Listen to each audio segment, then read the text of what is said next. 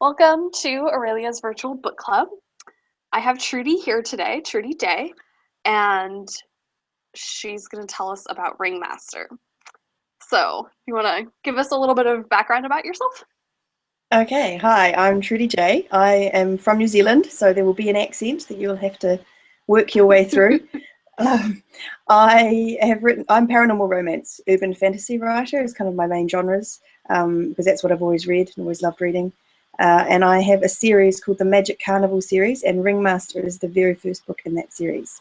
So it's about a magical traveling carnival that goes around and they kind of grant wishes to people. People are coming through the carnival, and whenever they grant a wish successfully, they get more magic, they get more power. And Ringmaster is about a time when actually they're losing their power. Things are going wrong, and they have to try and figure out a way to get back to being as successful and powerful as they used to be. So. Cool. So, what were you doing when you got the first inkling of the idea that became Ringmaster? I was watching MTV Awards one year, and they had I don't even know what year it was. Oh, sorry, I'm going to turn off my email notifications. And I basically was sitting there and watching it, and they had this, those creepy carnival kind of themes, when it's like scary clowns and kind of dark themed kind of stuff. And I thought it would be kind of cool to write a story that was kind of around a dark carnival. I like that kind of stuff. I like going to circuses and the riding the rides, and it is quite a big theme. It's quite sort of fun, and it's a lot going on that you can work with. So I kind of decided that, and then I think I was watching like old reruns of Fantasy Island. Do you remember that show? Maybe it was from the 70s. And I watched it as reruns as well, like in the 80s maybe. And it's this island where people would go to and they would try and grant their wishes. And it was sort of watching that made me sort of think, oh, maybe there could be something, the magic could be something to do with kind of granting wishes or making, just helping people get their lives back on track or whatever. But not necessarily in the way they think they wanted it. Like, the wish that might not be fulfilled in exactly the way that the person wanted it to, but they actually turns out to be a good way somehow. So it's like, be careful what you wish for, because you'll get something that's not quite what you wanted, but what's better. Yeah. Well, hopefully, yeah. That's cool. Well, that's the idea I started out with. I'm not sure that that's exactly where it's gone, but that's. I'm clearly influenced by TV. TV is a strong influence these days. I think there's a lot of good storytelling that goes into it, even the not officially fiction TV. Yeah. There's a lot of fiction in the not officially fiction TV. Yeah. Yeah. So what was something that was fun to discover as you were writing? Fun to discover. I've just written the 5th book in the series, and I had an outline for that. And I think what I've discovered is I sort of write these outlines, and then what actually happens in the book is often very, very different. So I love that kind of, you're in the zone, you're writing, and then something comes to you and you're like, oh my goodness, that's genius. So, and you kind of go with the flow of it, and you discover or find this whole new kind of avenue of storyline that's kind of, that's just really cool. So I've had that happen a few times. And I can't think of a specific one, maybe just things like just figuring out the foundation story for the carnival, and how that all worked, and I don't know. It's a very vague answer, I'm sorry. That's okay.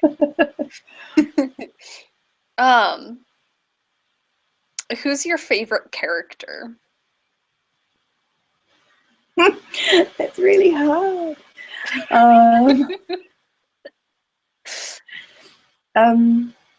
I quite like Frankie.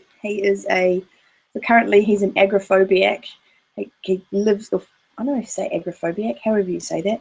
He has agoraphobia, and he lives in one of the caravans. So he basically never leaves it, and he's a computer genius, and he watches out for stuff happening online, but he also is what they call a chance master. So he sort of takes care of all the games of chance in the carnival, but he does it from without being able to leave his caravan. And his family's talent kind of when his father died, it drew him back to the carnival. So before he came into the talent, like this familial talent, he was a gambler in Las Vegas, and they got to a point where they basically had his face up in all the different casinos. And they weren't letting him in anymore because he was too good. Yeah, he was so good, but he's not a card counter, I should say. He was just so good at that card games, that skills, and that's his kind of thing. Because that's within the carnival. The idea is that so that they don't just have magic. What they do is that everything that they're naturally good at is they become better at. So it's kind of his natural skill is chance, games of chance, and card games and stuff, and it had kind of been enhanced, so he was really good at it. So he was basically going and fleecing all the Vegas casinos until they didn't like him and they stopped him doing it. And then as soon as his father died, he came into his power, and he basically forced to come back to the carnival, and now is an agoraphobic living in this caravan, and that's kind of part of what his talent's done to him. So it's kind of like his story hasn't been played out yet. I haven't written the book. I think his book's going to be probably two from now. I've got another 2 books to write, and then his book. Okay. Because he's still quite young. He's only like 19, 20, I think. And I want him to be a bit older before he kind of has his story. So yeah, and then so for example, Rilla is the ringmaster, and she has kind of like she has a patterns talent, so she can an organizational pattern. So she looks at something and kind of can immediately see how it all fits together and how it all makes sense. And so when the carnival loses all its power, she stops being able to see stuff clearly, and so that's kind of is bad as well. That sounds really interesting. I think I'm going to relate to her a lot, because I'm good at seeing how all of the pieces of something, like a complex project, I'm good at understanding how all of the pieces have to work together for it to work. I am really terrible about like remembering every single tiny little detail that makes up each piece. And then when I get stuck, there's some piece that I'm not seeing. Yeah. So that's, and I mean throughout most of the book, because the power hasn't been they've lost most of their magic. She's not able to do that. Like she's kind of fluttering around. And also a main storyline in Ringmaster is that her father has died. He's just been killed in a car accident. And they're unsure whether it was accidental or not. So there's this whole kind of thread of that hanging through. So yeah, there's a lot happening in the book. This is exciting. There's like a mystery, and there's magic that's not working right. So what was the most interesting piece of information that you discovered as you were doing research? That ships have to have 3 masts.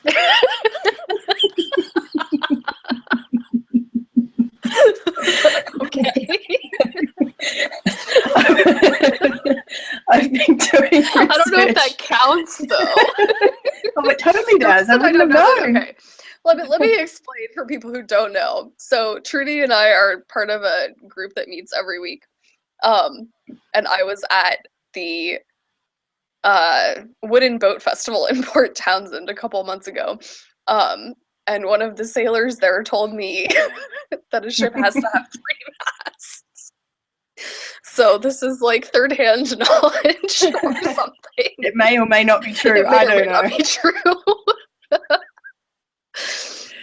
No, I mean, because so this carnival was formed 300 years ago. There's a founding story where they were all on the ship that came from Europe, bound for America to start a new life, and the ship gets in the middle of the storm, and it's like a 1 in a 100-year storm, and it's violent and it's terrible, and so most of the people from the original families of the carnival would, the below decks people who weren't, they weren't the people who paid full price living on the top. So they could kind of see early on that they weren't going to get into one of the lifeboats. So basically all the lifeboats, all the paying, the high paying passengers jump into the lifeboats and they head off trying to make it to shore. And then there's kind of this ragtag group of leftovers who are, some of them are from an actual carnival that was, they're coming together as a group to try and make their living in the Americas, and others are just random people, and so they kind of scrabble together some kind of flotation devices and try and make themselves some boats, and they're last to leave the ship, and they kind of get off the ship and they get lost and kind of go the wrong way and kind of get pushed further out to sea and along the coast. And basically all the people in the lifeboats die because they go straight to shore, and it turns out there's a reef there and it's rocks, and everyone else dies. But this it's actually 9 families or 9 groups who are on these kind of scrabbled together boats, or not ships, just boats, and and they kind of make it to shore further down, and against all odds. I mean, it's like, they get hit by lightning and all this stuff happens, and there's an eclipse as well. I discovered there was an eclipse that happened at a certain time in the 1700s, and it was Benjamin Franklin talks about it, and I was kind of like fascinated by this eclipse. Cool. Yeah, happening in the middle of the storm. So there's kind of these things, and this is kind of the start of the power and why they were granted the powers that they do have. So it's kind of all part of that original. And to me, the idea of trying to figure out what it was like in the 1700s and, what the ship looked like and what the people were dressed like and all of that stuff is just, it was a bit crazy. I'm not very... Are there pieces from, like, what the ship would have looked like and what they would have been wearing that become sort of traditional features of the carnival? Well, 2 of the men that were on the ship were these brothers, and they're carousel makers. So they go on to be, they make carousels as part of what they do. And they build a carousel for the carnival, and that's the carousel that they use to this day in the carnival. And and so it's kind of handmade. It's really, it's like 300 years old or whatever, 250 years old, and it's got mosaic tiles, and it around the bottom of it is a depiction of the ship and the storm happening. And on the instead of kind of, like the horses and things that they normally have on a carousel, this carousel has sea creatures, both mythical and real. So it's got like mermaids and dolphins and whales and things like that. So you kind of come on there, and then there's like lightning, kind of it's all kind of themed around the original storm that happened to the carnival. So they sort of created this. That's awesome. Yeah. So does the carnival have a motto? No, but they should. I've never thought about it. Motto. I must make up a motto. I mean, they have the gift, and there's rules that they're not allowed to break.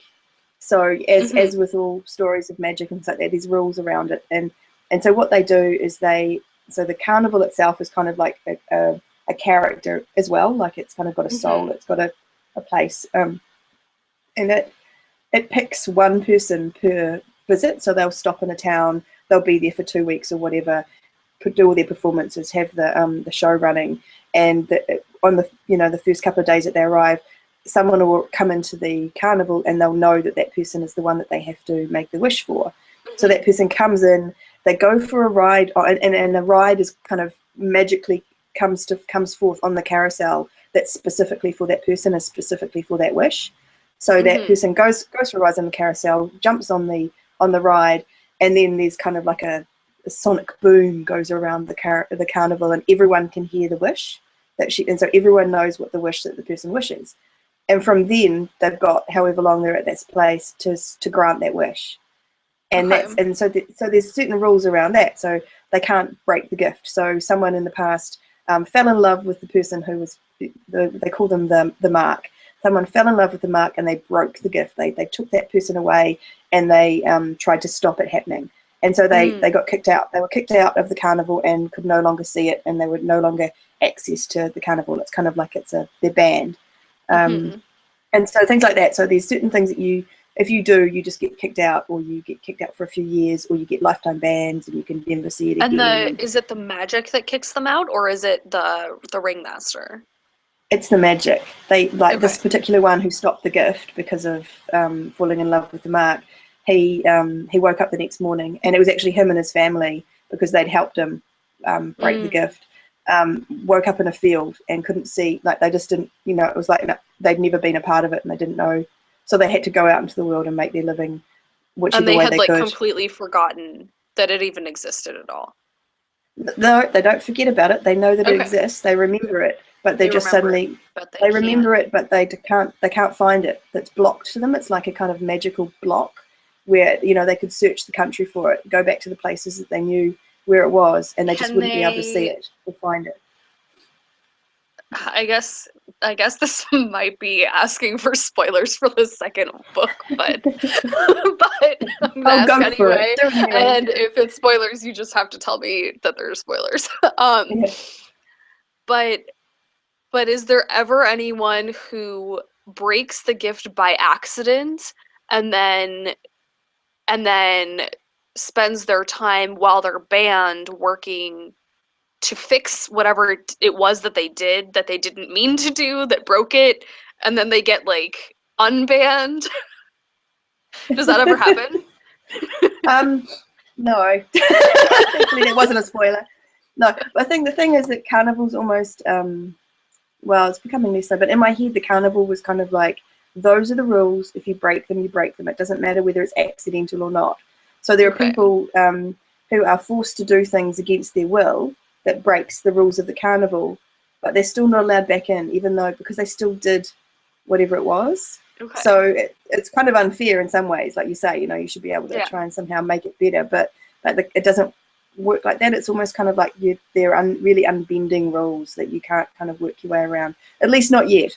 You never know, there may come a time when someone has to work their way back in, but and things happen, like the Carnival, and one of my characters in book 2, it's a bit of a spoiler, but they think he's got Alzheimer's. Like he's very sick and he's got Alzheimer's, and it turns out that it's not. It was something that the Carnival did to him because of something he did. So it was kind of like, it has the power not just to block, but to kind of affect you in other ways because you're part of it. Like kind of it's a symbiotic kind of thing where you're part of the Carnival. So if the magic is sick, then the person who did something to make the magic sick is going to be the one experiencing that. Kind of, sort of. Yeah, maybe. Yeah. That hasn't happened yet, but this is a good idea. I mean, these are all good ideas. I'm writing them down. I mean, in the first book, someone is doing something to the Carnival, and what's happened is it's made it really, really weak. So it can't protect itself in its usual ways, and it can't detect who's doing it in a way that it might have otherwise been able to, because it's over a long period just been made weaker and weaker. So that's part of the problem, is that the magic isn't working, and they have to figure out stuff without being able to access the Carnival in the way that they've always been able to. So yeah, if that makes sense. Yeah. So what's your favorite Carnival? Oh, what's the right word? Like, you know how they have all of the different, like, exhibits, things? Side shows? Yeah. Do you have a favorite one? I tell you what, it's really fun writing about the different ones. I've written about the carousel, the haunted house, the mirrors, Hall of Mirrors. We've got the strong man, he does a sideshow. I think it's not quite the sideshow, but the carousel is definitely my favorite kind of. It's sort of the centerpiece to me of the Carnival, and it sort of has played a part in first, second, third book. Not really. Okay, so it's played a really big part in the first 2 books, and it's going to play a part later on. It just it's just a big part of it to me, and I really love that part of it. And I like the haunted ride, because you go for a ride on the haunted ride in the Ringmaster, and it's just fun, like making up what happens. Do you know what I mean? Like like being the one to go, oh my god, there was rats coming out of here, and then there was a scream, and then there was a witch attacked them, and like what would be the ultimate grossest, you know, things that I could think of happening in a haunted house, and I can just put them in there because, you know, you can, and you just. And I explain it away by just saying, oh yeah, they're mechanical geniuses. You know, that's what they do in the Thrills team. So they can do this stuff, and I don't know how, but they just do it. So how has your writing background helped or hindered your fiction writing? Your journalistic writing, how has it affected your fiction writing? When I first started writing, when I first started writing fiction, I thought it was going to be helpful. Like I thought, you know, well, I've been a journalist, I've written, you know, I write for a living. It's going to help, you know, surely, and it helps in terms of maybe sentence structure and having good grammar and punctuation, maybe. But the skills for being a fiction writer are so totally different from the skills for being a journalist that you know, you almost have to learn a completely new skill set. So there was kind of like, I guess it affected me in that I came into it thinking I was going to have an advantage, and then I realized that I didn't actually have an advantage, and I was going to have to learn a whole new skill set.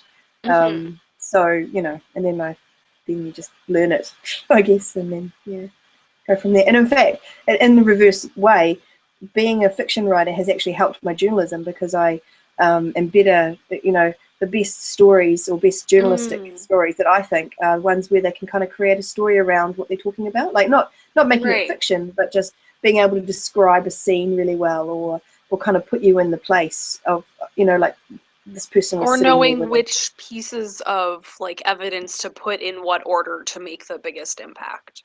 Maybe. Yeah, sure. Yeah. So all of those. So yeah, actually writing fiction helped my journalism. I'm not sure that the reverse was true. That's really interesting. Yeah. So what did you struggle with most writing Ringmaster?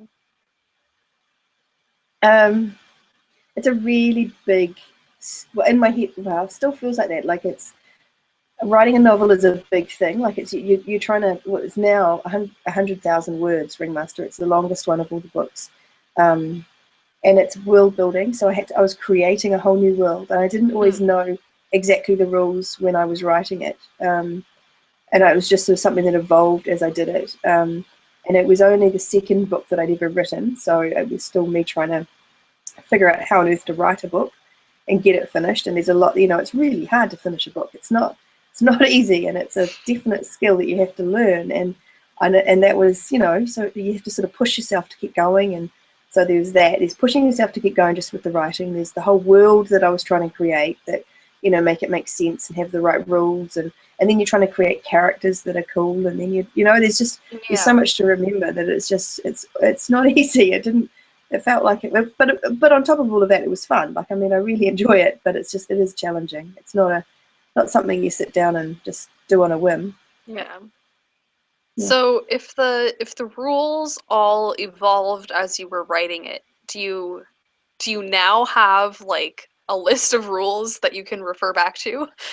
Or well, it's quite funny because I've actually so this came out last year, and I have written another 5. So I'm on to book 5, finished book 5, and I'm about to start book 6 in the series. And so a lot of stuff is kind of solidified in my head now. And so I've actually gone back to Ringmaster, and I've just rewritten some, and I've not changed the plot, like nothing's changed in terms of that, but I've just solidified some of the stuff and kind of given more of a sense of what the carnival looked like. And kind of there's a few of the rules that I kind of wanted to make clear that I knew what was happening, whereas maybe when I was writing it the first time I was a bit sort of iffy on them.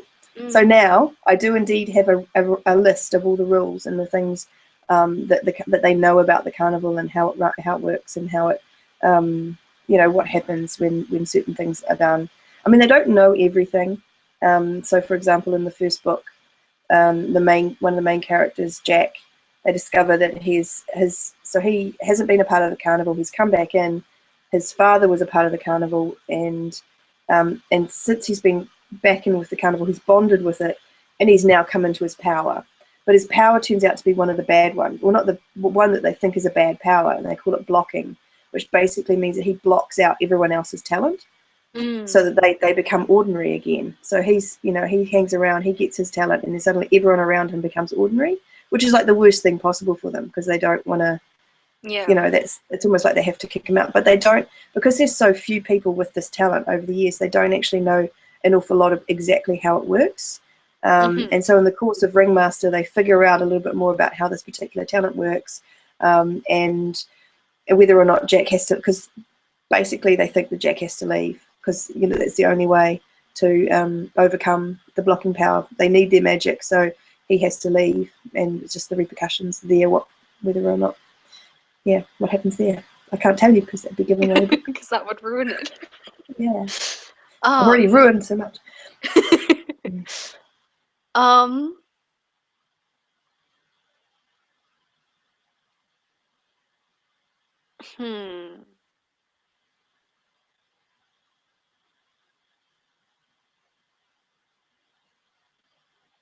It concerns me when there's long silences.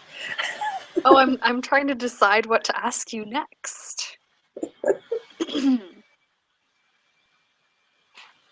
So, how long was it between when you had the first idea and when you started actually writing scenes from the story itself? I don't actually remember like hard out the actual time frames. So 2011. I kind of had the idea in about 2012 maybe. Okay. And then it was published in 2014. And I know I spent about 9 months writing it. Okay. So it marinated for a little while. Yeah. So I didn't, but I mean, 9 months writing, but then I had to go back and I think I finished it at the end of 2013. So yeah, I sort of, it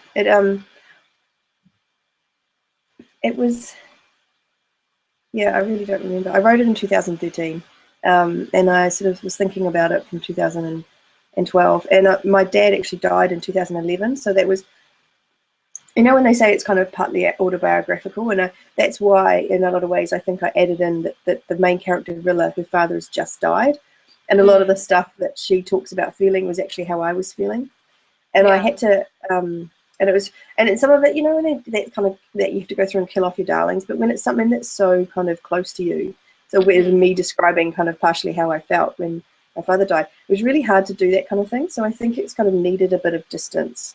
To be able to kind of go back and say, hey, look, even though that's how I was feeling when my dad died, actually it makes no sense to happen like that in the book, or I'm not describing it properly in terms of how it happened in terms of what the plot was that needed to happen in the book.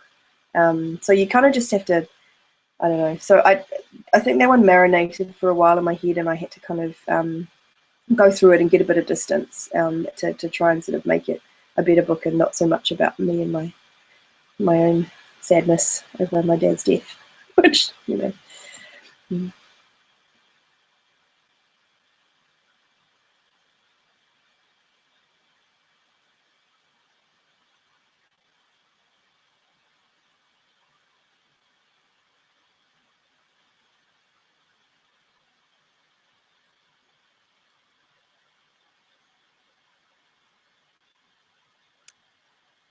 Pesky alarms. Was there an alarm going off? Yeah, my phone decided it was gonna just explode, so I muted myself. Let's see.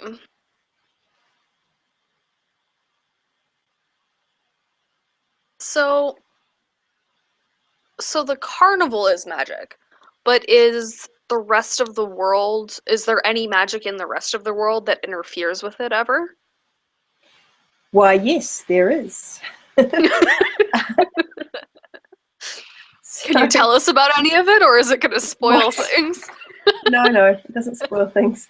Although anyway. So the magic that's in the carnival, they call it blessing magic, as in they give blessings to people in that So the founding story was that they kind of all these people were in this shipwreck, and they kind of were all praying to gods, you know, whatever gods they believed in, and something happened, some kind of magic came down and kind of said, okay, you can have your lives, but you've got to go and do this thing. And basically they all stuck together for whatever reason, and they discovered that the thing that they had to do was kind of grant wishes, and it was kind of the thing that they would get in return for their lives. So that was kind of the idea, is that they kind of paid, they got a boon by being, you know, surviving the shipwreck, and then they were supposed to go around and you know, grant wishes to people, and that was kind of like how they would pay for that.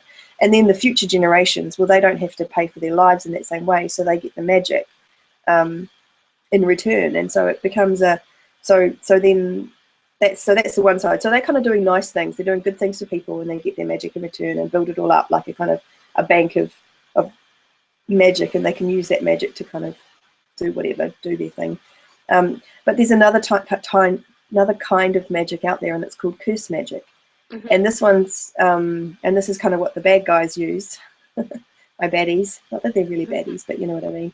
And basically curse magic is when you do bad things to people, and in return you get magic. So it's kind of, and it's specifically, it works best on family members. So if you cut or break a bone of a family member, you get a surge of power, a surge of, you know, like magic that you can use then to do whatever. And there's a particular family that got thrown out very early on from the carnival because they were using, so another rule is that you can't use curse magic and be part of the carnival. If it detects that you're using curse magic, you're gone. And it's a lifetime ban. It's just something that's the complete antithesis of everything they do. So this one family got thrown out, lifetime ban, and they've spent the 300 years that the carnival's been operating, they've spent that time trying to find the carnival again and trying to basically destroy them, and also learning about their curse magic. So they have kind of spent 300 years kind of tormenting each other and, you know, hurting each other, learning more about curse magic and working and how it works, which is like this terrible thing, but that's what they did. And so yeah, so they've done that, and that's they're kind of like the ones who kind of become the bad guys over the course of books. And then there's another set of baddies that I have recently discovered. I only just discovered them myself in the last book that I wrote. Didn't know they existed until I wrote this book. And they're called the Witch Hunters, and they basically are out to destroy anyone with any magic. Of any kind. Pardon? Anyone of any magic of any kind. Yeah, so Not anyone. So they good magic, bad magic, doesn't matter. Yeah. If you have magic, you're so they would be after anyone who's got curse or blessing magic. It doesn't matter. They don't care. It's just anyone who uses magic, because they're almost they're kind of agrarian as well, like a kind of, they live off a farm and they don't really like technology and things like that. So they're sort of really against anything to do with technology, magic. It's all the same to them. It's just So there's kind of that becomes an interesting part of the latest book as well. So I don't know if I'm telling too much or not. I can never tell. Giving away the well, you're making me want to read the whole series. So I think whatever it is you're doing, it's working. What should we be most excited about as we read Ringmaster? Most excited about? Yeah. I don't know. I just like to think that they're a good story. It keeps you entertained. Hopefully you won't figure out who the bad guys are until right to the end. And then you go, ah! You know, just it's sort of a bit action adventure-y. There's sort of, you know, a mystery. There's romance in there. And I just like to think that people kind of just enjoy the story. Just sit down and kind of immerse themselves in this kind of alternate world for, you know, a few hours, and just kind of, you know, just take themselves away from the real world and just enjoy it. I mean, that's what I do. That's what I love to do when I read a book, and that's all I really want to do for people who are reading my books, you know. Awesome. I'm excited to start it. I'm a bit scared now. I've been excited to read it for a while. You shouldn't be scared. It'll be good.